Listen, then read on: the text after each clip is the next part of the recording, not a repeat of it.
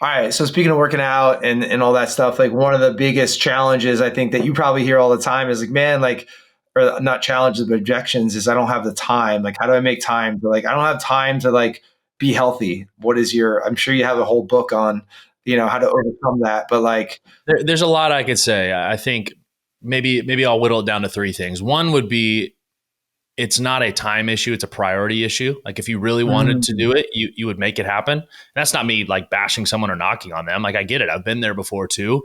But until you realize how important it is, it's not going to ever be something you have time for. Like, do you have time to go sit on the toilet for 20 minutes and scroll on Instagram? No, like, no, but you still find a way to do it because you made time for it as a priority for you. Your stomach hurt.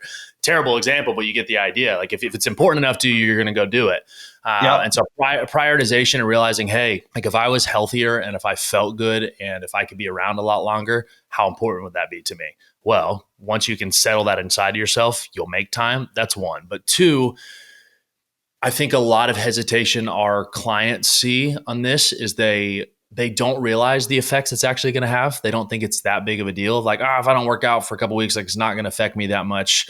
If I don't eat very good, it's not going to affect me. Like I just don't have time for this. But it's almost like the concept of, if you grew up a faith person, again, being a pastor, I often think of the Bible again, but the concept that the church teaches of the tithe of, hey, if I give this 10% to God, he can do way more with the 90% that I still have.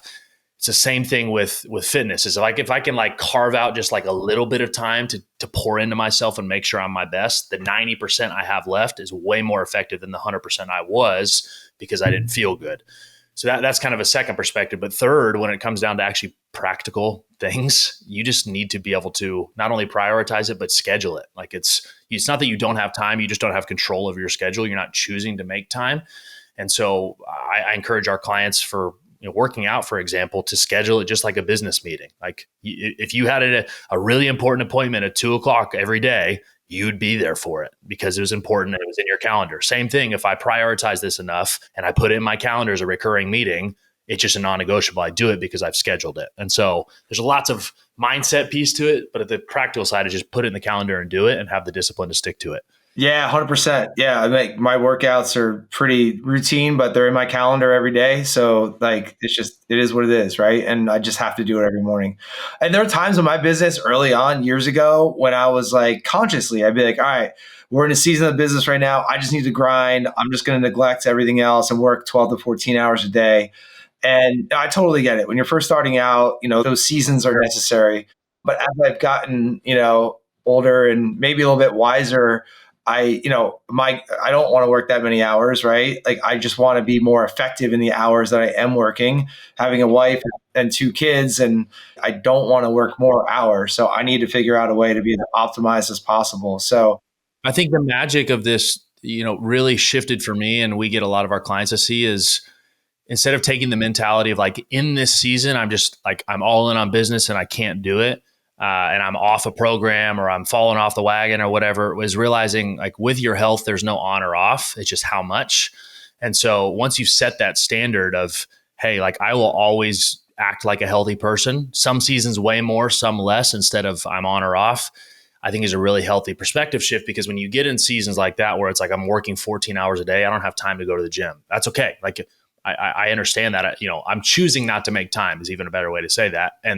And you're okay with that, you can still do some things to keep you moving in that direction. Like instead of going to the gym, maybe it's I just take some of my calls while I'm walking. Like I'm getting steps in the day, or I have a treadmill desk here that I can raise my desk and walk while I'm getting work done. Or maybe it's I'm at least doing some push-ups when I wake up and I'm eating healthy food. Like you can still do something to move in that direction instead of it's all out the window and I'll get to it next year.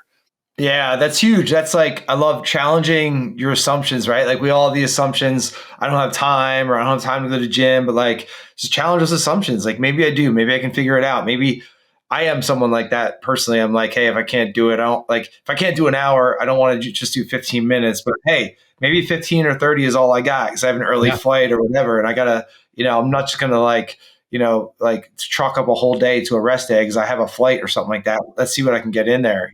It's the all in, all out mentality that kills most high achievers. that they always look at it as like a start and a stop, or I'm either crushing it or I just throw it all out the window. But if you're going to be someone that not just wins once and gets a goal and falls off, but someone who is a dynasty type person where you're always winning, you have to have those standards of I'm at least moving in this direction. There's no on or off. It's, hey, I am choosing to not work out for 2 hours a day. That's fine. I'm going to at least go for a walk, or I'm going to at least do something because that's who I am and I'm moving in this direction.